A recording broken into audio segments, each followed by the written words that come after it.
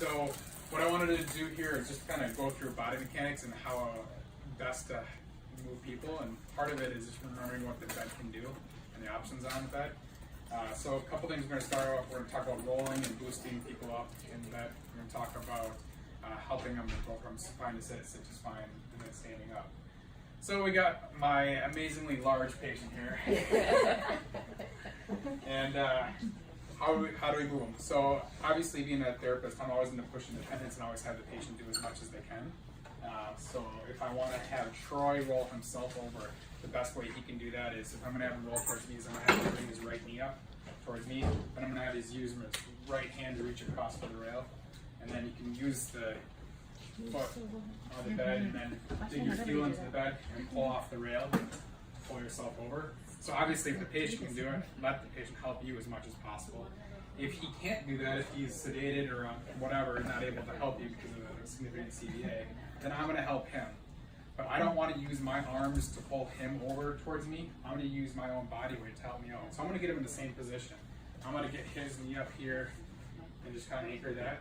I'm not going to grab his arm because your arm doesn't have a great connection to your body. The only bone that connects your arm to your body is your clavicle. So I'm not going to be reaching across this just because there's kind of a whole lot of slop in your arm and your system here. So what I'm going to do instead is reach underneath his scapula. And with straight arms and a straight back, I got my knees kind of dug into the frame of the bed. All I'm going to do is squat my hips down. I'm going to let my weight do the work. So if I need him to roll this way, all I'm going to do is just squat my weight down. And if he's 300 pounds, all I'm going to do is just squat heavier. I'm just going to really put my weight down. But this is pretty easy because I'm just letting my weight do the work. All I have to do is squat my weight down, and then I can just chill here.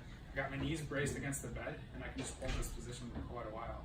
So if somebody needs to do peri-cares, change the chucks, whatever, we can Show them. You make a great bed. All right, so that's that. For our larger patients, remember that these beds have the turn assist.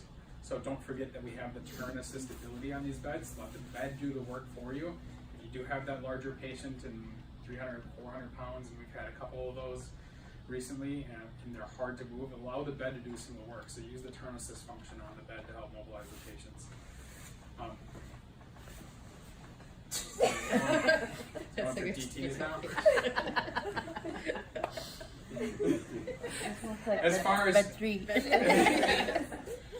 As far as scooting a patient up in the bed, remember we also have the Trendelenburg. So as long as the patient's hemodynamically stable and is able to tolerate it, we can always use the Trendelenburg function to lower the head of the bed and help scoot them up. These air mattresses slide pretty well, particularly if you have them on max inflate. So remember that max inflate, remember the Trendelenburg, and that'll allow you to help move them easier.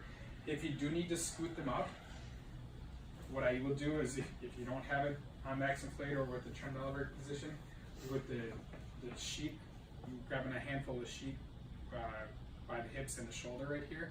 What I'm going to do is, again, I'm going to squat my body low, and I'm going to actually start kind of already positioning my body this way.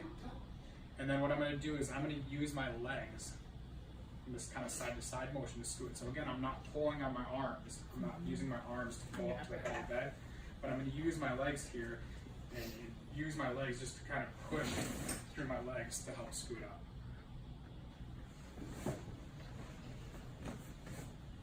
All right, so if we're ready to get that patient sitting at the edge of the bed, and again, we got that progressive mobility protocol. So again, we can start out with passive range motion and the CLRT, and then we can transition to the head of the bed at 45, head of the bed at 60, then bring the legs down to a dependent position, chair position with the bed. We have all those functions right on the bed here.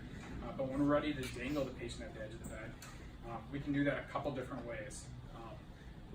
For a lot of the people here, it's maybe not the most natural technique, but what I will use often is do what we call the log roll technique. So again, that's getting that patient rolling on their side.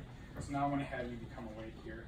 But again, I'm going to have you roll towards me. So turn this knee up. I'm going to have you reach across your body with, grab the rail, and then we're going to bring both ankles off the edge of the bed.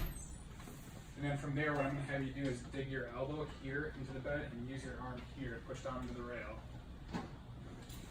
and come to a sitting position. This technique works really well when you have anybody with a neurosurgery, so anybody with status post cervical, lumbar lami, fusion, anybody with an abdominal surgery, because it puts puts the least amount of stress across that abdominal incision. It gets you out of bed without activating that core as much as possible. So if you have somebody that cut through all those abdominal muscles for that abdominal surgery, it helps them get out of bed easiest.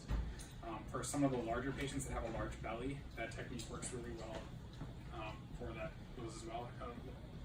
Along with anybody with a significant stroke, if you get them out towards their weaker side, that technique will work really well for them as well.